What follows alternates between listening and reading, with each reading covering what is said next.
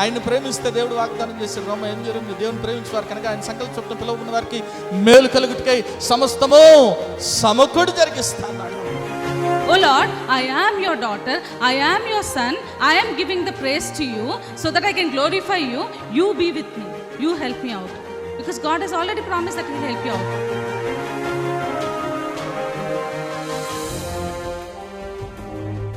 ఎన్నో మార్లు ఆయన తప్పులు చేస్తూ పాపము చేస్తూ నీకు విరోధంగా నడుస్తున్న మా కొరకు నాయన, అవిధేయులైన మా కొరకు ప్రభా నాయన తండ్రి, నీవు ఆ సెలవులో వెల చెల్లించావు కదా నాయన తండ్రి. నీవు నాయన మరణాన్ని జయించడం ద్వారా, సజీవుడవటం ద్వారా నాయన ప్రభా తండ్రి యేసయ్యా, మరి నాయన మేము ఈరోజు సజీవులుగా ఉన్నాం కదా తండ్రి.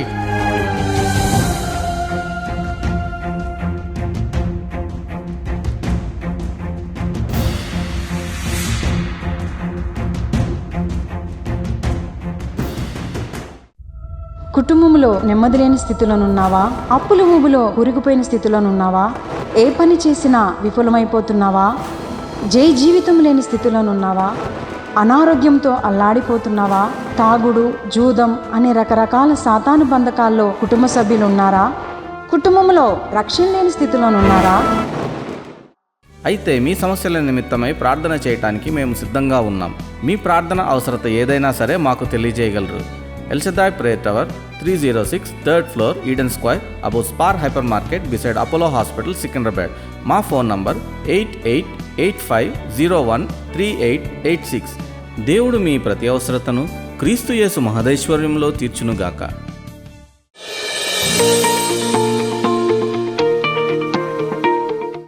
వాక్య భాగంలోనికి వెళ్దాం. మీ అందరికీ కూడా తెలుసు, మనము గత 4 వారాలుగా, అంతేనా, 4 వారాలుగా ఏం చెప్పుకుంటున్నాం? దేవుడు ఏ రీతిగా మాట్లాడతాడు అనే విషయాన్ని మనం ధ్యానించుకుంటున్నట్లు మనం చూస్తాం. మరి మాట్లాడుతున్నాడా? ఆయన మాట్లాడే దేవుడేనా? అంతే కదా. ఆయన ప్రతీది కూడా మరి మనకు విషితపరిచి తెలియపరిచే దేవుడు, మనకు సమస్తము కూడా బయలుపరిచే దేవుడు. అంత మాత్రమే కాదు, మన ప్రతి అవసరతను కూడా తీర్చే దేవుడే. నమ్మిన వారి దేవుని స్తుతులు చెప్దాం, హల్లెలూయా. అంత మాత్రమే కాదు, ఇంకా ఎట్లా మాట్లాడతాడంట దేవుడు? మీరు చూసినట్లయితే 2 సమూయేలు గ్రంథం 12వ అధ్యాయం మొదటి 4 వచనాలు చదవండి చాలు. కావున యెహోవా నాతానును దావీదు వద్దకు పంపెను. అతడు వచ్చి దావీదుతో ఇట్లను. చూడండి, మీరు అక్కడ చూస్తే ఎవరి ద్వారా మాట్లాడుతున్నాడు? ప్రవక్తల ద్వారా దేవుడు మాట్లాడతాడు. నమ్మిన వారు ఒకసారి దేవుని స్తుతులు చెప్దాం, హల్లెలూయా. దావీదు గారు మరి ఆయన రాశాడు కీర్తన, 63వ కీర్తన. ఏమని రాశాడు? దేవా నా దేవా వేకునే నేను నిన్ను, కానీ సాయంకాలం వరకు నిద్రపోతున్నాడు ఆయన. సాయంకాలం వరకు నిద్రపోతున్నాడు. యుద్ధం జరుగుతుంది. ఎక్కడున్నారు రాజుగారు? యుద్ధ భూమిలో, కథన రంగంలో ఉండాల్సిన ఆయన రెస్ట్ తీసుకుంటున్నాడు రాజమందిరంలో. నేను అమ్మగారు చెప్పారు అక్కడ మాట, దేని గురించి చెప్పారంటే మెలకువగా ఉండడు. ఆమేన్, హల్లెలూయా. ఎందుకు మెలకువగా ఉండాలంటే సాతాను ఏం చేస్తాడు? వెంటనే శోధిస్తాడు. వెంటనే వాడు ఎట్లుంటాడంటే గర్జించు సింహం వలె ఎవరిని మింగుదామా. అందుకే మనము శారీరకంగా మెలకువగా ఉండటమే కాదు, ఆత్మీయంగా కూడా మెలకువగా ఉండాలి. Amen, hallelujah. You should always be attentive. Spiritually we should always be attentive. ఎందుకంటే వాడు సింపుల్గా, వెరీ సింపుల్గా, ఈజీ వేలో మనల్ని పాపములో పడదోయగలడు. జాగ్రత్త. ఎందుకంటే వాడి పని, వాడి డ్యూటీ అది. వాడి పని అంతా కూడా ఏంటి? మనల్ని దేవునికి దూరం చేయటమే వాడి పని. కాబట్టి ఎట్లేం చేస్తాడు చూడండి. సాయంత్రం దాకా పడుకున్నాడు, సాయంత్రం లేచాడు, మిద్దె మీద చూశాడు, బెత్షెబా స్నానం చేస్తుంది. వెంటనే మనుషులు పంపించాడు, ఆమెతో శయనించాడు, పాపం చేశాడు. చేసాడు. ఆ తర్వాత అతన్ని భర్తను పిలిపించాడు, ఉరియాను పిలిపించి మోపుగా, ఎక్కడ యుద్ధం అయితే మోపుగా ఉందో అక్కడ అతన్ని పెట్టన్నాడు, చంపించేశాడు. ఎవరికి తెలియదని హ్యాపీగా చేర్చుకున్నాడు. కానీ ఎవరు చూస్తున్నారు? దేవుడు చూస్తున్నాడు. వెంటనే ప్రవక్తను పంపించాడు. ప్రవక్తను పంపించి ప్రవక్త గారు చెప్తా ఉన్నాడు, అయ్యా విషయం ఏంటంటే 2 వ్యక్తులు ఉన్నారయ్యా. ఒక ఆయన దగ్గరేమో చాలా గొర్రెలు ఉన్నాయి, ఇంకొక ఆయన దగ్గర ఒకే గొర్రెపిల్ల ఉంది. ఈ గొర్రెపిల్లని ఎంతో అల్లారుముద్దుగా మరి తన సొంత బిడ్డవలే పెంచుకుంటున్నాడు. మరి ఎవరైతే ధనవంతుడు ఉన్నాడో అతని ఇంటికి బంధువులు వస్తే ఆయన దగ్గరున్న చాలా గొర్రెపిల్లలు, వాటిలో నుంచి దేన్ని కూడా చంపకుండా ఈ పేదవాడి దగ్గర ఉన్న ఒకే ఒక్క గొర్రెపిల్లని తీసుకొని దాన్ని చంపి మరి విందు చేశాడయా అన్న వెంటనే ఏమైందంటే దావీదు గారికి రక్తం మరిగిపోతుంది, బ్లడ్ బాయిలింగ్. ఏమంటున్నాడు చూడండి 5వ వచనంలో, దావీదు ఈ మాట విని ఆ మనుష్యుని మీద బహుగా కోపించుకొని యెహోవా జీవముతోడు నిశ్చయంగా ఈ కార్యము చేసిన వాడు మరణపాత్రుడు. ఏమంటున్నాడండి? యెహోవా జీవముతోడు నిశ్చయముగా ఈ కార్యము చేసిన వాడు. ఆమేన్, హల్లెలూయా. ఏమంటున్నాడు ప్రవక్త? అది అది అది ఎంత ధైర్యం కావాలా రాజుగారితో? నువ్వే ఆ పాపం చేసింది అంటానికి ఎంత ధైర్యంగా చెప్పాడు చూడండి నా తన ప్రవక్త. ఆమేన్, హల్లెలూయా. దేవుడు ఎవరి ద్వారా మాట్లాడతాడు? ప్రవక్త ద్వారా మాట్లాడతాడు. ఆమేన్, హల్లెలూయా. ఆయన ప్రవక్త ద్వారా చాలా స్పష్టంగా మాట్లాడతాడు. ఆమేన్. నమ్మిన వారు ఒకసారి దేవుని స్తుతులు చెప్దాం. హల్లెలూయా. ఎందుకంటే ఆ ప్రవక్త ద్వారా ఎవరు పలికిస్తారు ఆ మాట? దేవుడు పలికిస్తాడు. ఆమేన్. అందుకే ఒక మాట మరి రాయబడింది బైబిల్ గ్రంథంలో. మీరు చూసినట్లయితే 2వ దినవృత్తాంతం గ్రంథం 20వ అధ్యాయం 20వ వచనంలో ఏమని రాయబడింది? అంతట వారు ఉదయముననే లేచి తేకోవ అరణ్యమునకు పోయిరి. వారు పోవుచుండగా యెహోషాపాతు నిలబడి యూదా వారులారా, యెరూషలేము కాపురస్తులారా, నా మాట వినుడి, మీ దేవుడైన యెహోవాను నమ్ముకొనుడి, అప్పుడు మీరు స్థిరపరచబడుదురు. ఆయన ప్రవక్తలను నమ్ముకొనుడి, అప్పుడు మీరు కృతార్థులు అవుదురు. ఏమైనా ఒకసారి గట్టి దేవుని స్తుతులు చెప్దాం. హల్లెలూయా. ఎవరు నమ్ముకోవాలంట? ఆయన ప్రవక్తల్ని నమ్ముకోండి. ఎందుకంటే ఆ ప్రవక్తల ద్వారా ఎవరు మాట్లాడతారు? దేవుడు మాట్లాడతాడు. నమ్మిన వారు దేవుని స్తుతులు చెప్దాం. హల్లెలూయా, హల్లెలూయా. కాబట్టి దేవుని మాట ఎవరు తెలియపరుస్తారు మనకంటే? ప్రవక్తలు తెలియపరుస్తారు. కానీ ప్రాబ్లం ఇప్పుడు ఏమొచ్చిందంటే దేవుని మాట తెలియపరిచే ప్రవక్తల కంటే ఎక్కువగా సొంత మాట తెలియపరిచే ప్రవక్తలు ఎక్కువయ్యారు. అబద్ధ ప్రవక్తలు ఎక్కువైపోయారు. ఎందుకంటే మనం ఎక్కడున్నాం? ఇప్పుడు అంత్యదినాల్లో ఉన్నాం. దేవుని రాకడా సమీపంగా ఉంది కాబట్టి దేవుడే చెప్పాడు బైబిల్ గ్రంథంలో, అబద్ధ ప్రవక్తలు వస్తారు. యేసయ్య నామాన్ని వాడుకొని ఎన్నో అబద్ధాలు కూడా చెప్తారు. ఆమేన్, హల్లెలూయా. ఎందుకంటే బైబిల్ గ్రంథంలో మీరు చూసినట్లయితే ఒక సందర్భంలో దేవుడే ప్రవక్తల నోట అబద్ధం ఉంచాడా? మీరు చూసినట్లయితే బైబిల్ గ్రంథంలో మరి ఇశ్రాయేల్ రాజు ఆహాబు గారు సిరియా మీదకి దండెత్తాలని అనుకున్నప్పుడు యెహోషాపాతు రాజు, యూదా రాజు గారి సహాయం అడిగాడు. ఆయన అన్నాడయ్యా, ఓకే నేను వస్తాను, నువ్వు ఎప్పుడు అడిగినా వస్తాను, నో ప్రాబ్లం. కానీ మనం యుద్ధానికి వెళ్తున్నాం కాబట్టి మనం పని చేద్దాం. దేవుని ప్రవక్తలు ఎవరి దగ్గర ఎత్తున్నారో వాళ్ళ దగ్గరికి వెళ్ళి ఏం జరుగుతుంది యుద్ధంలో అంటే, అక్కడున్న చాలామంది ప్రవక్తలు ఏం చెప్పారంటే రాజుగారికి విజయం. కానీ యెహోషాపాతు అనే వ్యక్తి దేవుని మీద ఆధారపడే వ్యక్తి, దేవుని మనస్సును ఎరిగిన వ్యక్తి, దేవుని జవాబు ఏ రీతిగా ఉంటుందో తెలిసిన వ్యక్తి కాబట్టి అంతమంది ప్రవక్తలు చెప్పినా వీరు కాదు. ఇంకొకళ్ళు ఎవరైనా ఉన్నారంటే రాజుగారు అంటున్నాడు కదా, అయ్యా ఉన్నాడు ఒక ఆయన మేకాయ అని, ఆయన ఎప్పుడు నా గురించి చెడే చెబుతాడయ్యా, నా గురించి ఎప్పుడు చెడే చెబుతాడు, అయినా పర్లేదు ఆయన పిలిపించండి అన్నాడు. ఏం చెప్తున్నాడు చూడండి. ఆయన చూసినట్లయితే బైబిల్ గ్రంథంలో 1 రాజుల గ్రంథం 10 నుంచి చదవండి, టకటక చదవండి ఫాస్ట్గా. 1 రాజుల గ్రంథం 22వ అధ్యాయం 10వ వచనం నుంచి. ఇశ్రాయేలు రాజు యూదా రాజుకు యెహోషాపాతు రాజవస్త్రములు ధరించుకొని షోమ్రోను గవిన దగ్గరనున్న విశాల స్థలమునందు గద్దెల మీద ఆసీనుడయుండి ప్రవక్తలందరినూ వారు సమక్షమునందు ప్రకటన చేయుచుండగా, కెనాయును కుమారుడగు సిద్కియా ఇనుప కొమ్మలు చేయించుకుని వచ్చి వీటి చేత నీవు సిరియలను పొడిచి నాశనం చేతువని యెహోవా సెలవిస్తున్నాడని చెప్పాను. ప్రవక్తలందరినూ ఆ చొప్పుననే ప్రకటన చేయుచు, యెహోవా రమోత్ గిలాదును రాజువైన నీ చేతికి అప్పగించును గనక నీవు దాని మీద పోయి జయం పొందుదు అని చెప్పిరి. మికాయను పిలవబోయిన దూత ప్రవక్తలు ఏకముగా రాజుతో మంచి మాటలు పలుకుచున్నారు గనుక నీ మాట వారి మాటకు అనుకూలపరచమని అతనితో అనగా ఏమంటున్నాడండి అహాబు గారు, రాజుగారు, అయ్యా వాళ్ళందరూ కూడా మంచి మాట చెబుతున్నారు కాబట్టి ఏం చేయాలంట? వారి మాటకి నీ మాట కలుపు, సింకు చేయి కదా. వాళ్ళందరూ అంటున్నారు కదా, నువ్వు కూడా ఒక మాట ఇస్తే, ఒక మాట చెబితే పని అయిపోతుంది కదా, చాలాసార్లు అంటారు కదా. వాళ్ళందరి జీవితం నువ్వు కూడా ఒక మాట అన్నావు, అయిపోతుందిలే పని. ఆయన అన్నాడా మాట? అన్నాడు. మీరు చూస్తే ఫస్ట్ ఏమన్నాడు చూడండి, చదవండి. మికాయా, యెహోవా నాకు సెలవిచ్చిన ఏమిదేం, ఆయన జీవం తోడు నేను దానిని పలికెదనెను. అతడు రాజునకు వచ్చినప్పుడు రాజు మికాయా, నీవేమందువు? యుద్ధము చేయుటకు మేము రామోల్గీత్ మీదికి పోవుదమా పోకుందుమా అని అడగగా, అతడు యెహోవా దాన్ని రాజైన నీ చేతికి అప్పగించును గనక నీవు దాని మీదికి పోయి జయమొందుమని రాజుతో నేను. ఏమంటున్నాడు? నీకు జయం వస్తుంది పో. ఏం చేశాడు? మాటకి ఏం చేశాడు? సింక్ చేశాడు. కానీ ఎవరు చెప్పమన్నారు సింక్ చేయమని, మాట కలపమని? సో ఆహాబు గారికి ఆన్సర్ చెప్పిన ఏమంటున్నాడు తర్వాత వచ్చింది. అందుకు రాజు, నీ చేత ప్రమాణము చేయించి యెహోవా నామం బట్టి నిజమైన మాటలే నీవు నాతో పలుకవలసినది. నేను ఎన్ని మార్లు నీతో. చూడండి, అంటే ఆయనకి తెలుసు అది నిజం కాదని.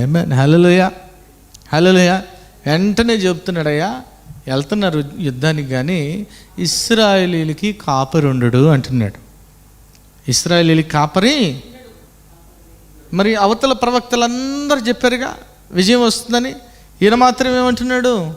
ఇశ్రాయేలీ కాపరి అనేవాడు ఉండడు. మరి ఎవరు తప్పు చెప్తున్నారు? ఎవరు కరెక్ట్ చెప్తున్నారు? అందరు కానీ ఈ లోకంలో ఏమైపోయింది? దేన్ని బట్టి వెళ్తారు చాలామంది ఈ లోకంలో? దే టేక్ ద మెజారిటీ, అంతేనా? మెజారిటీ ఒపీనియన్ బట్టి ముందుకెళ్తూ ఉంటారు. మెజారిటీ ఏం చెప్తుందో అదే వీళ్ళకి వేదం.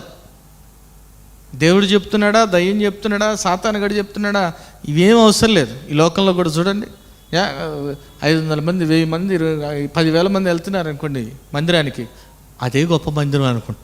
అక్కడ దేవుడు ఉన్నాడా, దేవుడు మాట్లాడుతున్నాడా, ఇవేం అవసరం లేదు. జనాలు పోతున్నారు గొర్రెల్లాగా, మనం కూడా పోదాం. అక్కడ దేవుడు ఉన్నాడా, దేవుని సన్నిధి ఉందా, దేవుడు మాట్లాడుతున్నాడా అనే సంగతిని గ్రహించలేని స్థితిలో ఉన్నారు. ఎందుకంటే మనిషి ఎప్పుడు కూడా మెజారిటీనే కౌంట్ చేస్తూ ఉంటాడు. మెజారిటీ. అందుకే దేవుడు కూడా అన్నాడు, సమూయేలు ప్రవక్త అన్నాడు కదా, ఏమన్నాడు? You are going by looks. అంతేనా? మనిషి ఎప్పుడు కూడా తన కళ్ళకు కనబడేదే అదే చూస్తూ పోతూ ఉంటాడు. కానీ దేవుడు ఏం చూస్తుంటాడు? హృదయాన్ని చూస్తాడు. హల్లెలూయా. Not by majority. దేవుడు మాట్లాడుతున్నాడా లేదా? మీరు అక్కడ చూస్తే వారు కూడా ప్రవక్తలే, కానీ ఎవరు పెట్టారంట వారి నోట్లో అబద్ధము అని మీరు చూస్తే 22వ వచనం ఏమని రాయబడింది? అందుకతడు, నేను బయలుదేరి అతని ప్రవక్తల నోట అబద్ధమాడు ఆత్మగా ఉందునని చెప్పగా ఆయన నీవు అతని ప్రేరేపించి జయం. ఆమేన్. ఒకసారి గట్టి దేవుని స్తుతులు చెప్దాం. హల్లెలూయా. ఏం పెట్టాడంటే దేవుడు ఆ మెజారిటీ ప్రవక్తల నోట అబద్ధములాడే ఆత్మను పెట్టాడు. ఆమేన్. హల్లెలూయా. అందుకే వాళ్ళు ఏం చెబుతున్నారు? రాజుగారికి ఎందుకు అబద్ధం ఆడే ఆత్మను పెట్టాడు తెలుసా? ఆహాబు చనిపోవాలి, పనిష్ చేయాలి. ఎందుకు? మీరు మళ్ళీ చదువుకోండి ఇంటికి వెళ్ళి. ఏం చేశాడు ఆయన? నాబోతు యొక్క ద్రాక్ష తోటను కాజేయాలని ప్రయత్నం చేశాడు. ఈయనంటే మూతి ముడుచుకొని కూర్చున్నాడు. వెంటనే ఎవరేమా? Wicked lady, most wicked lady in Bible. నువ్వు ఆయన అబద్ధ సాక్ష్యాలు ఇద్దరిని చెప్పించి చంపించేసి అంటేనే ప్రవక్తకు చెప్పాడు, ఏ కుక్కలైతే ఆహాబు యొక్క రక్తాన్ని నాకాయో నీ రక్తాన్ని కూడా నాకుతాయి ఆహాబ్. దేవుడు ఏదైతే చెప్పాడో ఆ మాటను నెరవేర్చడానికి చూడండి, ఆ ప్రవక్తల నోట ఏం పెట్టాడు? అబద్ధములాడే మాట. చూడండి ఆయన ఎంత కన్నింగ్ అంటే ఆహాబు గారు, ఆయన యుద్ధానికి కూడా రాజవస్త్రాన్ని ఎవరికి వేసాడు తెలుసా?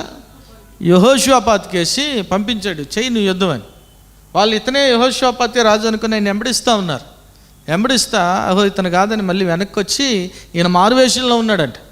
ఎవరో గురి చూడకుండా కొట్టిన బాణం ఈయనకు తగిలి చచ్చిపోయాడు.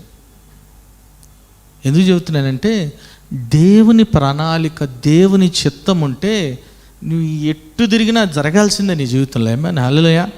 నువ్వు ఎంత కింద మీద పడ్డా, అయ్యగారు ఒక వ్యక్తి వచ్చాడంటే ఆయనకి జాబ్ వచ్చింది. ఎప్పుడు చెప్తూ ఉంటారు, ఆయనకి మంచి జాబ్ వచ్చింది. అప్పట్లోనే 40,000 పైన 50,000 పైన శాలరీ ఆయనకి, జాబ్ వచ్చి మంచి పొజిషన్లో ఉన్నాడు. దేవుడు చెప్పాడండి, బ్రదర్ మీరు సేవ చేయబోతున్నారు, దేవుడు నాకు చూపిస్తున్నాడంటే, బ్రదర్ ఏం మాట్లాడుతున్నారు, నాకు దేవుడు మరి మంచి జాబ్ ఇచ్చాడు 45,000 అని. లేదు, దేవుడు చెప్తున్నాడు. సరే ఫైన్. ఆ తర్వాత కొన్ని రోజుల తర్వాత ఆయన జాబ్ ఊడిపోయింది, ఇంకో 14 జాబులు మారాడంట. ఒకరోజు అయ్యగారు మీటింగ్కి వెళ్తే అప్పట్లో ఒకే రోజు 2-3 ప్రసంగాలు ఉండే. ఒక్కొక్క దైవజనుడు ఒక సెషన్ తీసుకుంటే అయ్యగారు సెషన్ తీసుకొని వేస్తుంటే ఇంకా నెక్స్ట్ సెషన్ ఎవరైనా చూస్తే ఈయన వస్తున్నాడంట వాక్యం చెప్పడానికి. హల్లెలూయా. ఏంటి వాక్యం చెప్తున్నారంటే, బ్రదర్ అన్ని ఉద్యోగాలు అయిపోయినాయి, అన్నీ ఊడిపోయినాయి, దేవుని మాటకు లోబడ్డాను, దేవుడు నన్ను పరిచయం రమ్మన్నాడు, అందుకే దేవుని సేవ చేస్తున్నాడు. ఆమేన్. నువ్వు ఎక్కడ తిరిగినా ఇటు పోయినా దేవుని ప్రణాళికలోంచి నువ్వు ఎప్పుడు కూడా తప్పించుకోలేవు, అంతే. ఎందుకంటే it is the will of God. నమ్మినవారు దేవుని స్తుతులు చెప్దాం. హల్లెలూయా, హల్లెలూయా. అది దేవుని చిత్తం కాబట్టి ఆ చిత్తము నెరవేర్చడానికి దేవుడు ఏదైనా చేస్తాడు. ఆమేన్. అది ప్రమాదం కూడా తీసుకురావచ్చు. మొన్న ఆదివారం కదా, బిడ్డ, చిన్న బిడ్డ, ఎన్ని సంవత్సరాలు బతికింది ఆ బిడ్డ? క్యాన్సర్ వచ్చి 9 years చనిపోయింది. జాయ్. ఎందుకు చనిపోయింది? ఎంత బాధ, ఎంత వేదన ఆ తల్లిదండ్రులకి. ఆయన చెప్తా నేను సాక్ష్యం వినండి కావాలంటే. ఆదివారం ఏమంటున్నాడు, బిడ్డలు తల్లిదండ్రులు పాతిపెట్టాలి కానీ తల్లిదండ్రులు బిడ్డలను పాతిపెట్టే పరిస్థితి ఎప్పటికీ రాకూడదు అన్నాడు. కానీ ఎందుకు వారి జీవితంలో జరిగింది, ఎందుకు ఆ రీతిగా జరిగింది అని ఆలోచిస్తే సిస్టర్ సాక్ష్యం చెప్తాం. సిస్టర్ చెప్పింది, బ్రదర్ ఒకానొక స్థితిలో మా ఆయన ఎట్లుండేవాడంటే, నీకు మందు బాటిల్ కావాలా నేను కావాలంటే, నాకు బాటిలే కావాలి నువ్వు వద్దనేవాడంట. అంటే అంత ఎడిక్టెడ్. కానీ ఆ చిన్న బిడ్డ ప్రభు చెంతకు చేరిన తర్వాత ఆమె సాక్ష్యం ఇస్తుంది. వారు దుబాయ్లో ఉంటారు, ఎయిర్పోర్ట్లో వర్క్ చేస్తారు. రోజు ఏం నిద్ర ఎప్పుడైనా లెగిసి చూస్తే మోకాళ్ళ మీదే ఉంటాడంట, ప్రార్థన చేస్తా. మళ్ళీ పడుకొని 2 గంటల తర్వాత చూస్తే మళ్ళీ ఇంకా మోకాళ్ళ మీద ఉండి ప్రార్థన చేస్తాడు. ఎంత మార్పు వచ్చిందో నేను నమ్మలేకున్నాను బ్రదర్. అంటే ఎందుకు చెప్తున్నానంటే, ఆ బిడ్డ మార్చబడాలి అనేది దేవుని ప్రణాళిక, దేవుని చిత్తం. ఆ దేవుని చిత్తం నెరవేర్చబడడానికి వారి కుమార్తెని దేవుడు తీసుకున్నాడు. అర్థమైందా? దేవుని చిత్తము జరగటానికి, దేవుని చిత్తం నెరవేర్చబడటానికి దేవుడు ఏదైనా చేస్తాడు, గుర్తుపెట్టుకోండి. ఆమేన్. హల్లెలూయా. ఆ ప్రవక్తల నోట ఏం పెట్టాడు? అబద్ధాలు కూడా పెట్టాడు. ఎందుకు? ఆహాబు గారు చనిపోవాలి. అంత మాత్రమే దేవుడు చెప్పిన మాట నెరవేర్చబడింది. ఆ ఆహాబు గారి రథాన్ని తీసుకెళ్ళి కడుగుతుంటే కుక్కలు వచ్చి ఏం చేసినాయంట? ఆహాబు గారి రక్తాన్ని. దేవుని నోట నుంచి వచ్చే ప్రతి మాట పొల్లుపోకుండా నెరవేర్చబడుతుంది, గుర్తుపెట్టుకోండి. ఆమేన్.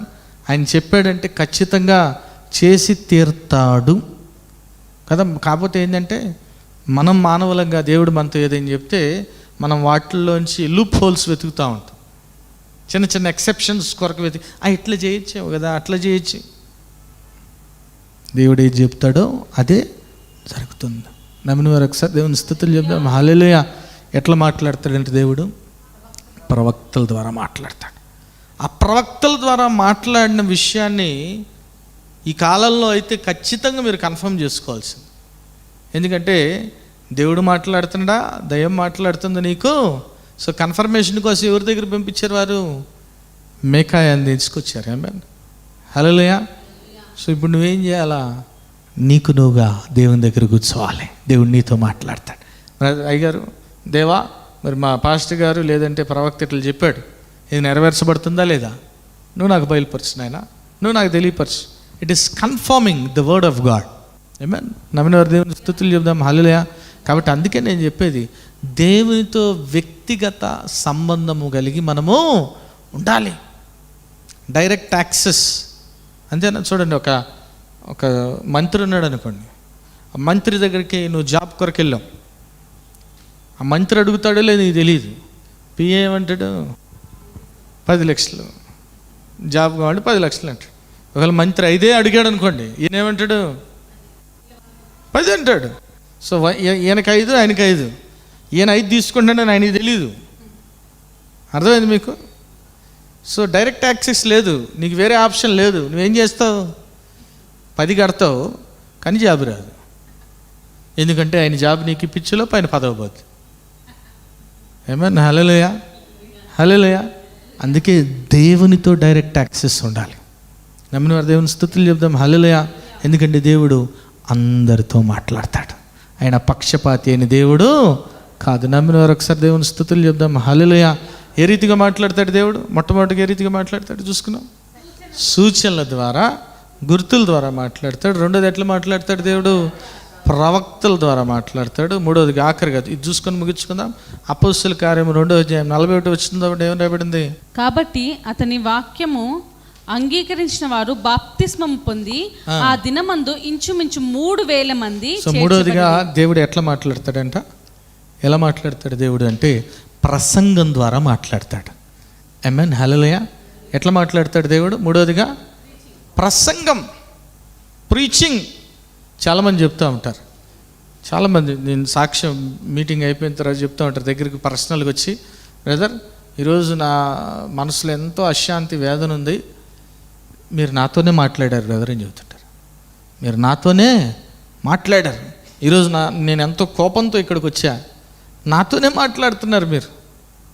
దేవుడు మాట్లాడితే, దేవుడు నీ ద్వారా ప్రసంగం చేయిస్తే ఖచ్చితంగా అక్కడ కార్యం జరుగుతుంది. ఆమేన్ హల్లెలూయా.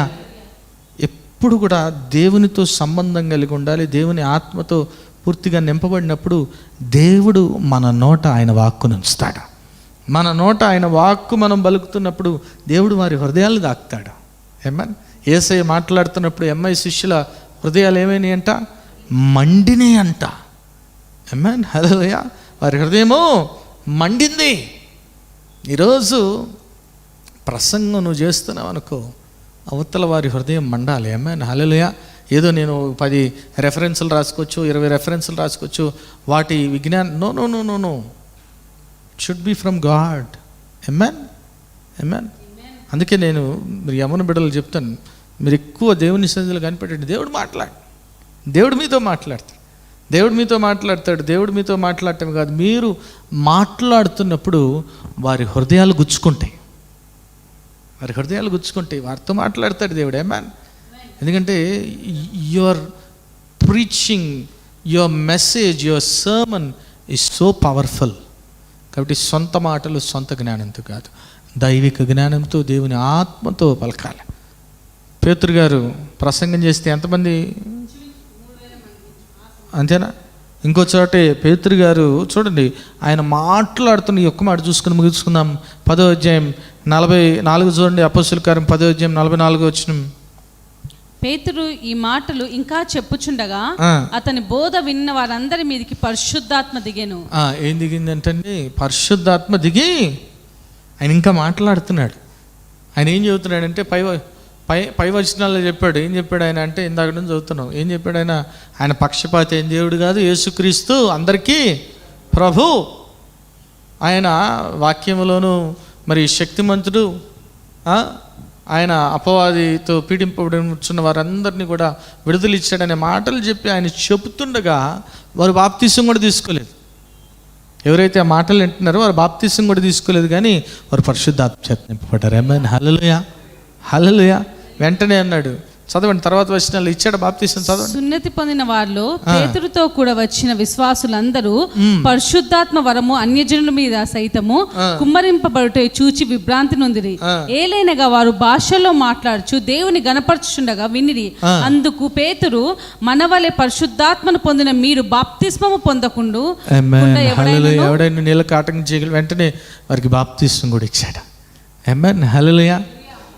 ఫస్ట్ ఏమొచ్చింది ఇక్కడ? నీటి బాప్తిస్మం రాలి, అగ్ని బాప్తిస్మం వచ్చింది. ఆ తర్వాత నీటి బాప్తిస్మం వచ్చింది. ఆమేన్ హల్లెలూయా, హల్లెలూయా. సో నువ్వు మాట్లాడే ప్రసంగం, నువ్వు చెప్పే ప్రసంగం చాలా పవర్ఫుల్.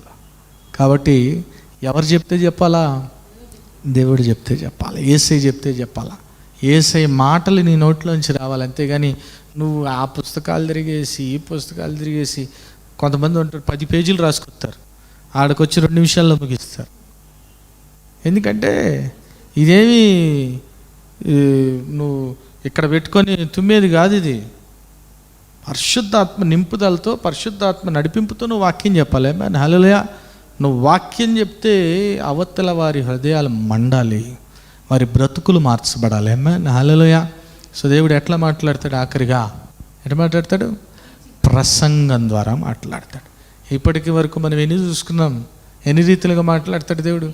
14 రీతులుగా మాట్లాడతాడు. వచ్చే వారం లాస్ట్ ఇంకా 3 రీతులుగా దేవుడు ఎట్లా మాట్లాడతాడనే మరి విషయాన్ని మనం గమనిద్దాం. మరి దేవుడు మీతో మాట్లాడాలి అంటే చెవులు గలవారు వినును గాక. అంత మాత్రమే కాదు, ఆయన మీతో మాట్లాడాలంటే మీరు ఆయనకు సమయం ఇవ్వాలి. దేవుని సన్నిధిలో నీ ప్రార్థన చెప్పి ఆమె నేను వెళ్ళిపోవటం కాదు, నువ్వు ఖచ్చితంగా ఆయన పాదాల చెంత కనిపెట్టాలి. కనిపెట్టినప్పుడు మాత్రమే దేవుడు స్వరాన్ని నువ్వు వినగలవు. దేవుడు అట్టి కృప మనందరికీ దయచేయను గాక. ప్రార్థన చేస్తున్నాం. నాయన స్తోత్రం ప్రభు, పరిశుద్ధ ప్రేమిగల తండ్రి, దయగల దేవుడు నీకే వందనాలు. ఆయన వాక్యం ద్వారా మీరు మాట్లాడే విధానానికి నీకే వందనాలు. గొప్ప దేవుడు, మహాదేవుడు నాయన. అవును తండ్రి, నువ్వు మాట్లాడే దేవుడు నాయన ప్రభా, అనేక రీతిలుగా మాట్లాడే దేవుడు. మేమే నాయన ప్రభా మరి గ్రహించలేని స్థితిలో ఉన్నాం ఆయన. నీ మాటను నాయన ప్రభా వినలేని స్థితిలో ఉన్నాం ప్రభా తండ్రి. యేసయ్యా మీరే నాయన ప్రభా తండ్రి, నీ మాట వినే కృపను నాయన మాకు దయచేయమని అడుగుతున్నాం ప్రభా తండ్రి. యేసయ్యా గొప్ప దేవుడు నాయన, మహాదేవుడు నాయన. మరి ఈ సిరీస్ అయిపోయేలోపు ప్రతి ఒక్క బిడ్డ కూడా నీతో వ్యక్తిగత సంబంధం కలిగి ఉండే కలిగి జీవించే కృప దయచేయమని, ఈ వాక్యాన్ని మీరే నీరు కట్టి ఫలించేయమని, ప్రతి ఒక్క బిడ్డ కూడా వాక్యానుసారం జీవించి ఫలించడు కొమ్మల వలె ఉండే కృప దయచేయమని, ప్రతి ఒక్క బిడ్డను కూడా దీవించి ఆశ్రయించమని నజరేయుడైన యేసు నామములో ప్రార్థించి వేడుకుంటున్నాము తండ్రి. ఆమెను ఒకసారి గట్టి దేవుని స్తుతులు చెప్దాం. హల్లెలూయా, హల్లెలూయా. ప్రభు అయిన యేసుక్రీస్తు ఘనమైన నామంలో మీ అందరికీ శుభములు. ఈ వారం బైబిల్ క్విజ్ ప్రశ్నలు ఇర్మియా గ్రంథం నుండి. మొదటి ప్రశ్న, నిత్యము ద్రోహము చేయుచున్న విశ్వాసఘాతకులు ఎవరు? ప్రశ్న మరొకసారి, నిత్యము ద్రోహము చేయుచున్న విశ్వాసఘాతకులు ఎవరు? రెండవ ప్రశ్న, నాలుకలకు ఏ విధముగా అభ్యాసము చేయుచున్నారు? ప్రశ్న మరొకసారి, నాలుకలకు ఏ విధముగా అభ్యాసము చేయుచున్నారు? మూడవ ప్రశ్న, జనముల ఆచారములు బ్లాంక్. ప్రశ్న మరొకసారి, జనముల ఆచారములు బ్లాంక్. ఈ ప్రశ్నలకు గల సమాధానాలు స్క్రీన్పై చూపిస్తున్న నంబర్కు పంపగలరు. గత వారం బైబిల్ క్విజ్ ప్రశ్నలకు సమాధానాలు. మొదటి ప్రశ్నకు జవాబు, మీకు దేవుడనై ఉందును, ఇర్మియా 7:23. రెండో ప్రశ్నకు జవాబు, తనకు కోపం తెప్పించు తరము వారిని, ఇర్మియా 7:29. మూడో ప్రశ్నకు జవాబు, తోఫేతు బెన్హినోము, ఇర్మియా 7:23. ఈ వారం బైబిల్ క్విజ్ విజేత మహిమా దేవపుత్రమ్మ గారు ఫ్రమ్ గుత్తి. మరి ఎవ్రీ మండే మరి ఆశ్చర్యకరైన యేసు అనే టీవీ ప్రోగ్రామ్ జరుగుతుంది. మరి ఆరాధన ఛానల్లో ఎవ్రీ మండే ఈవినింగ్ 6 o'clock వస్తుంది. మరి చూడండి, ఇతరులకి పరిచయం చేయవలసిందిగా ప్రభు నామ పేట మనం చేసుకున్నాను. అదే రీతిగా మరి యూట్యూబ్, ఫేస్బుక్ ఛానల్లో కూడా మరి ఇప్పటి వరకు అనేక ప్రోగ్రామ్స్ జరిగినాయి. మీరు చూడొచ్చు, వాచ్ చేయొచ్చు. మరి చూడండి, బలపడండి, పరిశుద్ధాత్మను పొందుకోండి. ఆమేన్.